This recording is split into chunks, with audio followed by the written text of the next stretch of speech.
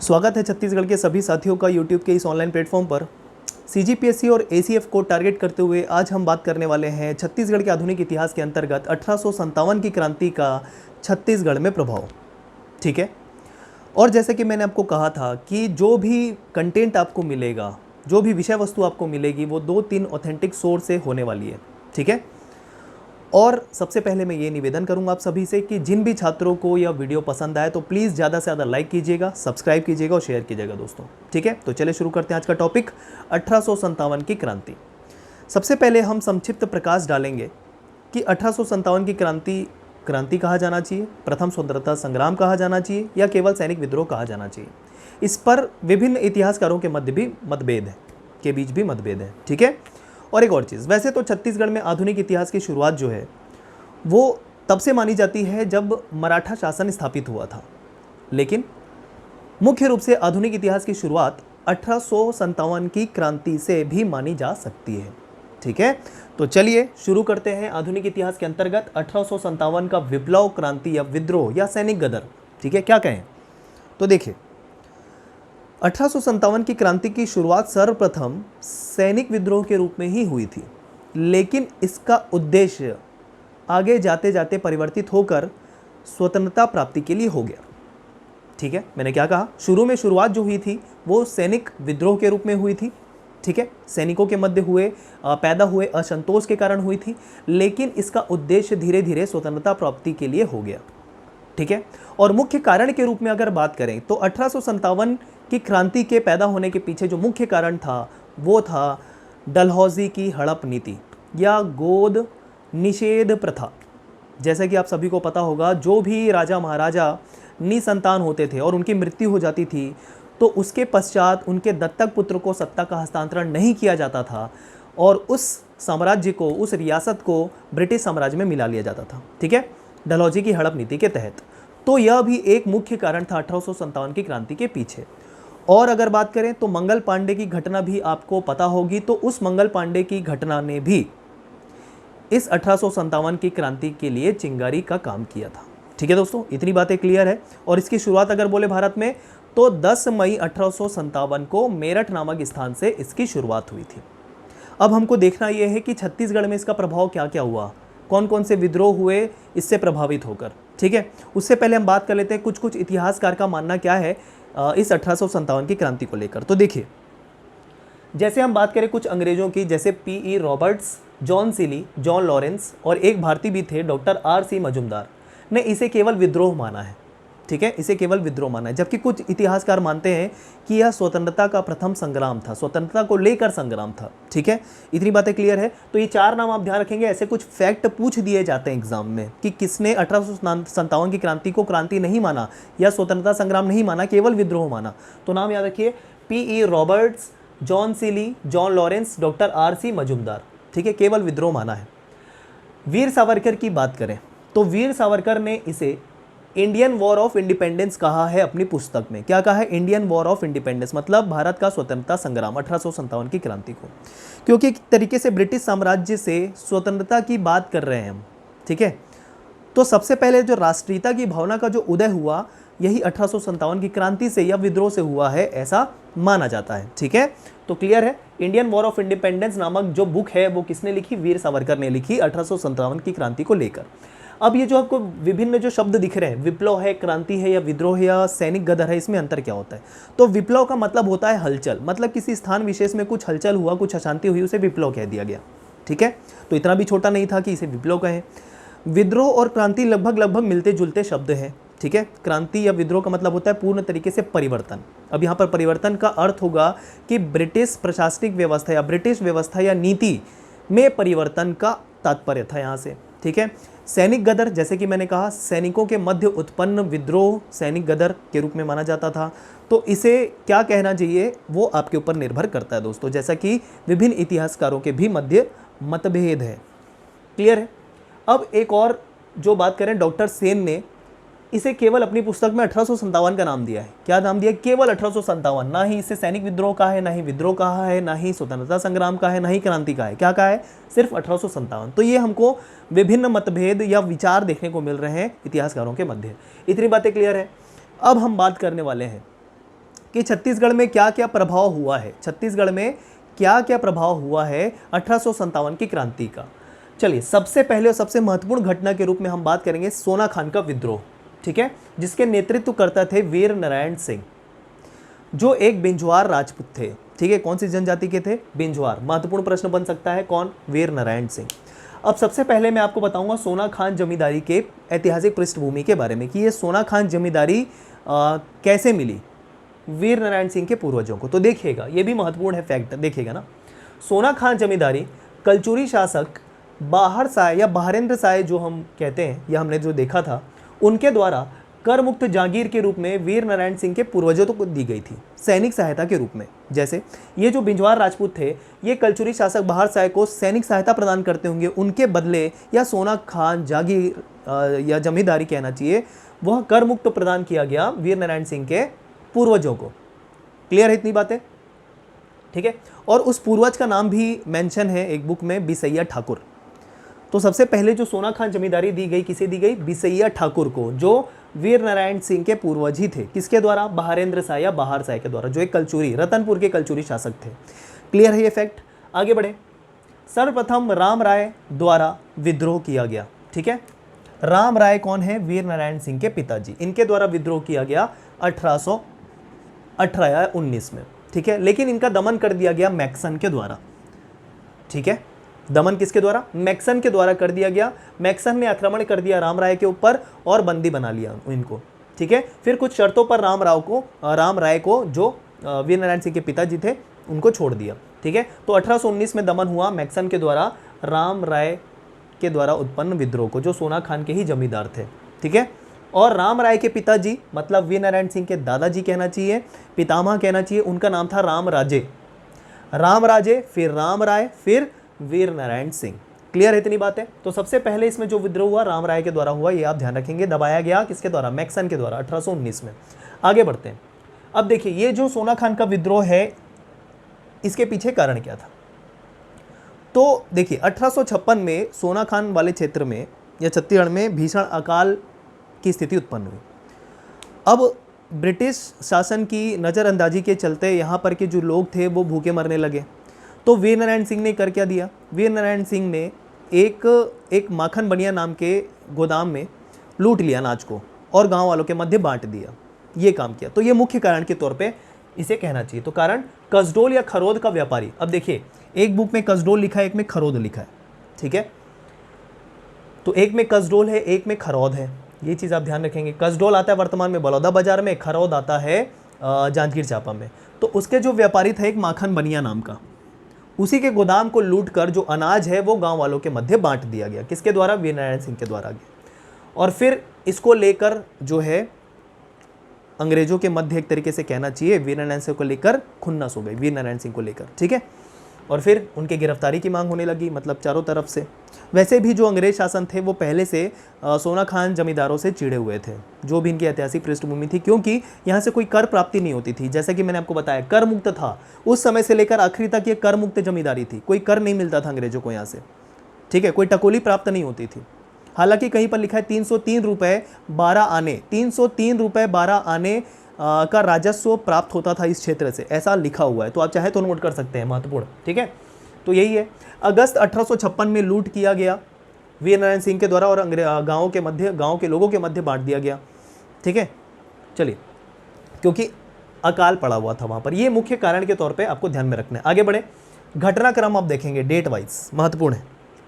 ठीक है, 24 अक्टूबर 1856, पहले हम बात की अगस्त 1856 को गोदाम लूटा गया माखन बनिया का, गांव वालों के मध्य बांट दिया गया। उसके बाद आप अगस्त से अक्टूबर आ जाइए।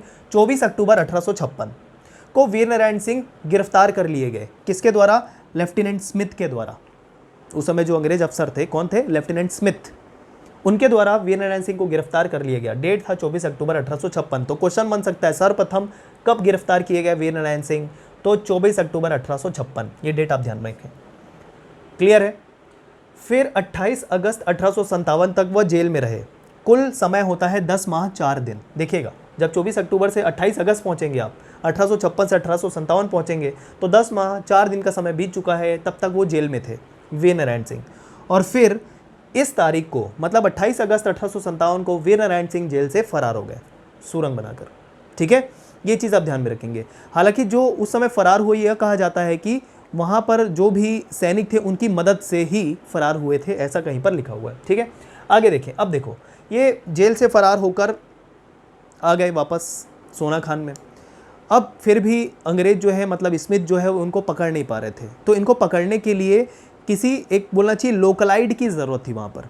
तो अब देखना, यहाँ पर जो सोना खान जमींदारी से अन्य जमींदारी जुड़ी हुई है वो अंग्रेजों की मदद करेगी वीर नारायण सिंह को पकड़ने के लिए। तो देखिएगा यहाँ पर से प्रश्न बनता है। तो देवरी का जो जमींदार था जिसका नाम था महाराज साय, देवरी का जो जमींदार था महाराज साय, उसने स्मिथ का मदद किया, ठीक है, वीर नारायण सिंह को पकड़ने में, क्योंकि वह वहाँ की जो भौगोलिक स्थिति थी उससे पूरी तरीके से वाकिफ़ था। कहाँ पर क्या है, कहाँ पर आपको जाना है, कहाँ पर पहाड़ मिलेगा, नदी मिलेगी, कैसे आप पकड़े जा सकते हैं, वीर नारायण सिंह को पकड़ सकते हैं, ये सारी स्थिति का ज्ञान कराया किसने? देवरी के जमींदार महाराज साय ने स्मिथ को मदद किया। अब स्मिथ के साथ एक और अंग्रेज अफसर नेपियर भी गए थे, ये भी आप ध्यान रखिएगा। अगला डेट याद रखेंगे, 1 दिसंबर 1857 स्मिथ सोना खान पहुँच गया। 1 दिसंबर 1857 को स्मिथ जो है सोना खान पहुँच गया, ठीक है। और फिर वहाँ पर जाकर और मदद प्राप्त हुई किससे? भटगांव और बिलाईगढ़ के जमींदारी से। पहले तो देवरी का जमींदार मदद कर ही रहा था, फिर जब वो सोना खान पहुंचा तो भटगांव और बिलाईगढ़ जमींदारी से भी उसको सहयोग प्राप्त हुआ। तो ये 2 जमींदारी और ऐड कर लेंगे तो 3 जमींदारी हो गई कुल। देवरी के जमींदार सबसे पहले मदद किए, फिर भटगांव और बिलाईगढ़ की जमींदारी। क्लियर। आगे बात करें, कटंगी की फौज से भी स्मिथ को सहायता प्राप्त हुई कि कटंगी की फौज ने स्मिथ को ज्वाइन कर लिया। क्लियर। तो यहीं पर लिखा हुआ है कटंगी की फौज से सहायता प्राप्त हुई। तो इतना नाम आप ध्यान रखेंगे, 3 जमींदारी और 1 कटंगी की फौज, ये सब जाके मिल गए स्मिथ के साथ में वीर नारायण सिंह को पकड़ने के लिए। क्लियर। अगला डेट याद रखेंगे 2 दिसंबर 1857। अब क्या करने लगे कि वीर नारायण सिंह तब भी पकड़ में नहीं आ रहे थे, बराबर आक्रमण किया जा रहा था, गोरिल्ला पद्धति से युद्ध किया जा रहा था, लड़ा जा रहा था वीर नारायण सिंह के द्वारा, बहुत ही साहसपूर्ण कार्य किया जा रहा था। लेकिन उसके बाद क्या किया स्मिथ ने? गांव में आग लगाना शुरू कर दिया, ठीक है। तो इस तरीके से जनता की एक तरीके से कहना चाहिए स्थिति को देखते हुए कि गांव में जब आग लगा रहे, ये देखते हुए वीर नारायण सिंह ने आत्मसमर्पण कर दिया स्मिथ के सामने। समझ में आई बात? तो ये रीज़न था 2 दिसंबर 1857 को वीर नारायण सिंह के आत्मसमर्पण करने के पीछे। क्लियर। तो ये डेट याद रखेंगे, आत्मसमर्पण कब? 2 दिसंबर 1857। उसके बाद एक डेट और याद रख सकते हैं, 2 तारीख के बाद, 2 दिसंबर के बाद 5 दिसंबर। 5 दिसंबर को इलियट के सामने, जैसा कि आपको पता है उस समय इलियट डिप्टी कमिश्नर के रूप में नियुक्त हुए थे, तो उनके सामने वीर नारायण सिंह को पेश किया गया। और फिर 10 दिसंबर 1857 को यह फैसला लिया गया कि वीर नारायण सिंह को फांसी दी जाएगी, ठीक है, जो वर्तमान में रायपुर में जय स्तंभ चौक है वहाँ पर। तो क्या हुआ? 10 दिसंबर 1857 को वीर नारायण सिंह को फांसी दे दी गई। दोस्तों ये ध्यान रखेंगे। तो ये पूरा सीक्वेंस है, घटनाक्रम है, आपको ध्यान में रखना डेट वाइज। क्लियर। अब जो माखन बनिया का अनाज लूटा गया था, अब चूंकि माखन बनिया का अनाज लूटा गया था तो क्षतिपूर्ति के रूप में उसे 1377 रुपये, ध्यान रखिएगा 1370 नहीं था, 1377 था, ठीक है। तो 1377 रुपीज़ और 8 आने उसको मुआवजा के तौर पे दिया गया। किसको? माखन बनिया, जिसका गोदाम लूटा गया था। क्लियर। 1377 रुपये, महत्वपूर्ण, और 8 आने। आगे बढ़े। अब हुआ क्या? जैसे वीर नारायण सिंह को फांसी दी गई, उसके पुत्र, वीर नारायण सिंह के पुत्र क्या, गोविंद सिंह, उनको भी गिरफ्तार कर लिया गया। लेकिन गोविंद सिंह जैसे ही छूटे वो सुरेंद्र साय के साथ मिलकर, अब सुरेंद्र साय कौन है वो आगे आएंगे, हम देखेंगे। सुरेंद्र साय के साथ मिलकर देवरी के जो जमींदार थे उसकी हत्या कर दी। कौन? देवरी के जमींदार कौन? महाराज साय, उसकी हत्या कर दी। रीज़न तो आपके सामने क्लियर है कि क्यों हत्या की गई होगी, ठीक है। तो गोविंद सिंह जो है सुरेंद्र साय के साथ मिलकर देवरी के जमींदार की हत्या कर देते हैं यहाँ पर, और ये पूरा आपका सोना खान का विद्रोह से संबंधित तथ्य है, बात है। क्लियर। तो ये था सोना खान का विद्रोह दोस्तों। चलिए आगे बढ़े। तो एक तरीके से देखिए, छत्तीसगढ़ जैसे शांत क्षेत्र में जो ये विद्रोह की स्थिति उत्पन्न हो रही है, ये किससे प्रभावित रही होगी? यह हम कह सकते हैं 1857 की क्रांति से, ठीक है। कोई उम्मीद नहीं किया कि इतने शांत इलाके में भी कोई विद्रोह जैसी स्थिति उत्पन्न होगी, लेकिन कौन कर दिखाया इसे साकार? वीर नारायण सिंह के द्वारा, ठीक है। आगे देखें, रायपुर में सैन्य विद्रोह। अगला, रायपुर में सैन्य विद्रोह नेतृत्व करता होंगे वीर हनुमान सिंह। एक और बड़ा नाम ध्यान रखेंगे, छत्तीसगढ़ का मंगल पांडे कहा जाता है इन्हें। यह घटना पूर्ण रूप से कहना चाहिए 1857 की क्रांति से प्रेरित थी। हालांकि इस घटना में एक तरीके से हम कह सकते हैं कि लोकल जो रीज़न थे वो महत्वपूर्ण थे, लेकिन यहाँ पर अगर बात करें इस घटना में जो सैन्य विद्रोह था रायपुर का, जिसमें नेतृत्व कौन किया, वीर हनुमान सिंह ने, वह पूर्ण रूप से 1857 की क्रांति से प्रेरित थी। क्योंकि देखिए कारण क्या देखते हैं हम यहाँ पर, विदेशीपन के कारण विदेशी शक्ति का विरोध। मतलब हनुमान सिंह को ये नहीं पसंद था कि कोई भी भारत देश में या उनके क्षेत्र में विदेशी शक्ति हो, ठीक है। तो सिर्फ विदेशी शक्ति का विरोध करने के लिए उन्होंने ये विद्रोह किया, ये सैनिक विद्रोह किया। तो लिखा है विदेशीपन के कारण विदेशी शक्ति के विरोध करने के लिए यह सैन्य विद्रोह हुआ वीर हनुमान सिंह के द्वारा। क्लियर। आगे देखें, अब यहाँ पर घटनाक्रम में देखते हैं। 18 जनवरी 1858 नागपुर के सैन्य दल की तीसरी टुकड़ी के सार्जेंट मेजर सिडवेल की हत्या कर दी इन्होंने। जैसे कि इनको विदेशीपन से, विदेशी शक्ति से चिढ़ था, तो सैनिक थे खुद, ठीक है, तीसरी बटालियन के मैगजीन लश्कर पद पे थे खुद, ये आप नोट कर सकते हैं। उन्होंने खुद क्या किया, नागपुर के सैन्य दल की, अस्थायी सैन्य दल की जो तीसरी टुकड़ी थी उसके सार्जेंट मेजर सिडवेल की हत्या कर दी। और इनका प्लान सिर्फ एक ऑफिसर को मारना नहीं था, आगे और भी इनके लिस्ट में थे। तो क्या हुआ, तो देखिएगा 18 जनवरी को सिडवेल की हत्या कर दी। 20 जनवरी को, अब सुनिए एक चीज़, किसी ब्रिटिश अधिकारी की हत्या हो जाती है या ऑफिसर की हत्या हो जाती है तो उसके बाद कितना चौकन्ना हो गया होगा पूरा सैन्य दल, है ना। तो चौकन्ना तो हो गया, लेकिन फिर भी 20 जनवरी को ये जो हनुमान सिंह थे वो घुस गए स्मिथ और इलियट के बंगले में। उनको भी मारने की पूरी योजना इन्होंने बना ली और हाथ में तलवार लेके अकेले घुस गए बंगले में, ठीक। लेकिन चूंकि जैसे कि मैंने कहा जो भी व्यवस्था थी वो एकदम अलर्ट हो चुकी थी और उसके कारण यह स्मिथ और इलियट की हत्या नहीं कर सके, ठीक है, लेकिन कोशिश जरूर की। तो ये घटनाक्रम है 2 दिन बाद की, 20 जनवरी को। क्लियर। आगे बढ़े। 22 जनवरी 1858 को, वैसे तो इन्होंने अन्य लोगों को भी प्रेरित किया कि आइए मिलिए विद्रोह करिए, तो इनके साथ कुछ इनके सहयोगी भी आए थे। तो हुआ क्या, 22 जनवरी 1858 को इनके 17 सहयोगी पकड़े गए, इनके 17 सहयोगी पकड़े गए और इनको फांसी दे दी गई। 17 के 17 सहयोगियों को फांसी दे दी गई। वीर हनुमान सिंह के जो सहयोगी थे उनको फांसी दे दी गई, ठीक है, 17 सहयोगियों को। कब है ये घटनाक्रम, 22 जनवरी 1858। लेकिन अंत तक वीर हनुमान सिंह नहीं पकड़े गए, ये चीज़ आप देखिए, ठीक है। सहयोगी पकड़े गए, वो खुद नहीं पकड़े गए। क्लियर। तो और फिर क्या किया गया, तो हनुमान सिंह की गिरफ्तारी पर 500 रुपये इनाम घोषित किया गया कि जो भी जिंदा या मुर्दा हनुमान सिंह को लेके आएगा उसको 500 रुपये इनाम दिया जाएगा। ये अंग्रेज सरकार की तरफ से घोषणा किया गया। क्लियर है। तो ये था पूरा रायपुर का सैन्य विद्रोह। क्लियर। आगे बढ़ते दोस्तों, संबलपुर का विद्रोह देखते हैं। चलिए संबलपुर का विद्रोह अगला। अब संबलपुर का विद्रोह है, अब ये उड़ीसा में है, तो आप बोलेंगे कि ये कैसे हो गया, लेकिन हम उस समय की बात कर रहे हैं जब संबलपुर छत्तीसगढ़ के अंतर्गत आता था, ठीक है। ये तो हमने पूरा पढ़ा हुआ है, देखिएगा उससे पहले। तो इसके नेतृत्वकर्ता के रूप में आपको ध्यान में रखना है नाम सुरेंद्र साय। ये कौन थे, राजपुर खिंडा के चौहान, राजपुर खिंडा के चौहान थे ये। क्लियर। कारण, संबलपुर की राजगद्दी के उत्तराधिकार पर अंग्रेजों की मनमानी। जैसा कि देखिए यहाँ पर जो है, संबलपुर में जो भी राजा थे उस समय उनकी मृत्यु हो गई और वो निसंतान थे और चौहान थे यहाँ पर। तो चौहान वंश की परंपरा के अनुसार जो गद्दी मिलनी थी सुरेंद्र साय को मिलनी थी, लेकिन जैसे कि मैंने कहा था डलहौजी की हड़प नीति के तहत अगर कोई राजा निसंतान है तो दत्तक पुत्र को नहीं दिया जाएगा, वो साम्राज्य जो है ब्रिटिश शासन में मिला दिया जाएगा। क्लियर है। तो क्या हुआ, वही बात हुई कि संबलपुर की राजगद्दी के उत्तराधिकार पर अंग्रेजों की मनमानी चली, ठीक, इनको गद्दी नहीं दी गई, यह स्थिति है। अब सहयोगी समर्थक के तौर पे आपको नाम याद रखना है, बलराम सिंह जो चाचा थे सुरेंद्र साय के, उन्होंने साथ दिया या समर्थक थे। उदंत साय जो भाई थे सुरेंद्र साय के, वैसे तो कुल 6 भाई थे साथ में सुरेंद्र साय के, ठीक है, जो जिन्होंने सहयोग किया संबलपुर विद्रोह में, और बलभद्र सिंह, ठीक है, इन सभी लोगों ने सुरेंद्र साय की सहायता की इस विद्रोह के अंतर्गत। तो ये नाम बहुत ही महत्वपूर्ण है दोस्तों, नाम ध्यान में रखिएगा। हो सकता है मुख्य नेतृत्वकर्ता को ना पूछकर अन्य नाम पूछ दिए जाएं कि इस विद्रोह से संबंधित व्यक्ति कौन है, तो इस तरीके से आपको नाम पहचानना पड़ेगा। बलराम सिंह, उदंत साय और बलभद्र सिंह, ये सभी सहयोगी के तौर पर थे। अब घटनाक्रम देखिए, 31 अक्टूबर 1857 को सुरेंद्र साय जेल से भागने में सफल हो गए। पहले तो उनको क्या कर लिया गया, गिरफ्तार कर लिया गया, लेकिन 31 अक्टूबर 1857 को वो जेल से भागने में सफल हो गए। ठीक है, फिर अगला घटनाक्रम, अब देखिए यहाँ पर से जेल से भागे हुए हैं, 31 अक्टूबर 1857 को जेल से भाग गए। अब यहीं पर सुरेंद्र शाह जब जेल से भाग गए तो उन्होंने गोविंद सिंह की मदद की।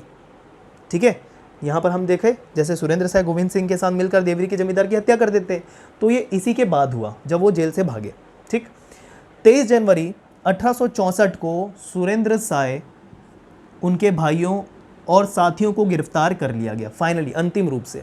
पहली बार गिरफ्तार हुए, फिर जेल से भाग गए, फिर अंतिम रूप से कब गिरफ्तार कर लिया गया, 23 जनवरी 1864 को। ठीक है, और तत्कालीन एक महत्वपूर्ण घटना यह है कि तत्कालीन जुडिशियल कमिश्नर जो थे कैंपबेल, उन्होंने इनके कारावास की जो घोषणा थी उसको निरस्त कर दिया कि इन पर जो भी आरोप लगाए गए हैं वो निराधार हैं या उनका कोई प्रूफ नहीं है, लेकिन फिर भी अंग्रेज अधिकारियों के कारण इन्हें जेल या कारावास दिया गया। ठीक है, एक महत्वपूर्ण बात आप याद ध्यान में रखें, तत्कालीन जुडिशियल कमिश्नर जो कैंपबेल थे, इनके कारावास को निरस्त कर दिया था, लेकिन अधिकारियों के चलते फिर से इन्हें कारावास में डाल दिया गया। ठीक है, वो बात नहीं मानी गई, कैंपबेल के बात को नहीं मानी गई। ठीक, 28 फरवरी 1884 को असीरगढ़ के किले में 90 वर्ष की आयु में इनकी मृत्यु हो गई, जेल में रहते हुए। क्लियर? तो जब ये 23 जनवरी 1864 को इनको गिरफ्तार किया गया तो शुरू से ही असीरगढ़ के किले में नहीं भेजा गया, पहले गिरफ्तार करके रायपुर वाले क्षेत्र में रखा गया, उसके बाद इनको असीरगढ़ के किले में भेजा गया फिर। ठीक है, ये आप ध्यान रखेंगे। तो ये जो आप है डेट ध्यान में रखेंगे, 28 फरवरी 1884। अगला विद्रोह, उदयपुर का विद्रोह। उदयपुर का विद्रोह, जैसे कि ये कौन से उदयपुर की बात कर रहे हैं, सरगुजा के अंतर्गत आने वाला एक रियासत उदयपुर की बात कर रहे हैं। ठीक है, चलिए, धर्म जयगढ़ वाला क्षेत्र, ये भी ध्यान रखेंगे आप भौगोलिक रूप से। कल्याण सिंह नेतृत्वकर्ता की बात कर रहे हैं, तो कल्याण सिंह, शिवराज सिंह, धीरज सिंह। तो देखिए, पहले हमको सिर्फ कल्याण सिंह का नाम मिलता था, लेकिन प्रश्न में कल्याण सिंह नहीं पूछकर शिवराज सिंह दे दिया गया था ऑप्शन, और शिवराज सिंह लोगों को पता नहीं था। ठीक है, तो ध्यान रखेंगे कि कल्याण सिंह, शिवराज सिंह, धीरज सिंह। और ये जो विद्रोह हुआ वो कब हुआ, 1858 में, ये भी ध्यान रखेंगे। कारण मानव वध का मामला चलाया गया इन तीनों पर, क्या चलाया गया, मानव वध का मामला चलाया गया अंग्रेजों के द्वारा और गिरफ्तार कर लिया गया, मतलब बेबुनियाद इल्ज़ाम लगाकर इन तीनों को गिरफ्तार कर लिया गया, और वहीं से फिर यह विद्रोह की शुरुआत मानी जाती है। ठीक है, अब आगे देखें, जब ये फिर विद्रोह हो गया तो सारे लोग, इस जमींदारी के लोग इनके साथ थे, इस रियासत के लोग भी जो थे, उदयपुर रियासत के जो लोग थे वो इन तीनों के साथ हो गए। ठीक है, तो फिर कंपनी क्या करेगी, उस समय कंपनी का शासन था, अंग्रेज जिसे हम कह रहे हैं। तो कंपनी ने रायगढ़ राजा देवनाथ सिंह से शांति व्यवस्था के लिए मदद मांगी, या कही कि इनको पकड़ने में आप हमारी मदद करो, इनको गिरफ्तार करवाने में हमारी मदद करो। किससे मदद की गुहार लगा रहे अंग्रेज, कंपनी, रायगढ़ के राजा, रायगढ़ रियासत के राजा देवनाथ सिंह से। तो इन्होंने काफ़ी खलनायक वाला काम किया देवनाथ सिंह ने, और इनको पकड़वा दिया, शिवराज सिंह को पकड़वा दिया। ठीक है, आगे बात करें, उदयपुर रियासत सरगुजा महाराज के भाई, जो भी सरगुजा महाराज थे उस समय, उनके भाई जो है बिंदेश्वरी प्रसाद सिंहदेव को दे दिया गया उदयपुर रियासत को, इन सबको गिरफ्तार करने के बाद। वैसे तो कल्याण सिंह और धीरज सिंह की स्वाभाविक मृत्यु हो गई। 1859 तक शिवराज सिंह ने गद्दी संभाला लोगों के फेवर से, लेकिन फिर इनको भी गिरफ्तार कर लिया गया और काला पानी की सज़ा दे दी गई शिवराज सिंह को। और फिर उदयपुर रियासत किसको दे दिया गया, बिंदेश्वरी प्रसाद सिंहदेव को, जो सरगुजा महाराज के भाई थे।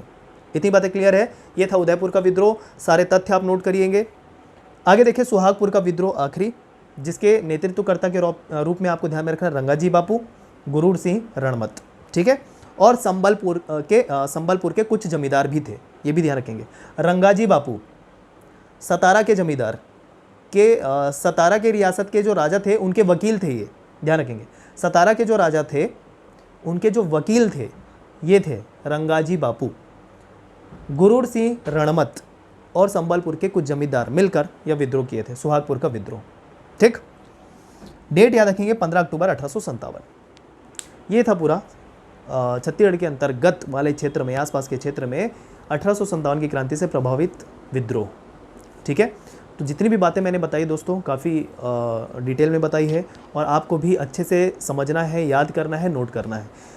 समय इतना नहीं है कि आप एकदम प्रॉपर नोट्स बनाएं, तो मैं ये भी आपसे गुजारिश करूंगा कि आप 2 से 3 बार वीडियो को देख लीजिए, आपको याद हो जाएगा। ठीक है, अगर आप नोट्स नहीं बनाना चाहते, वैसे तो पर्सनल चॉइस है कि नोट्स बनाना चाहते हैं नहीं, तो वो आप पर निर्भर करता है, लेकिन मेरा सजेशन नहीं है कि वीडियो को 2 से 3 बार देखिए, आपको याद हो जाएगा। ठीक है, स्पीड बढ़ाकर देख लीजिए, कोई इशू नहीं है। चलिए फिर मिलते हैं अगले वीडियो को लेकर। धन्यवाद।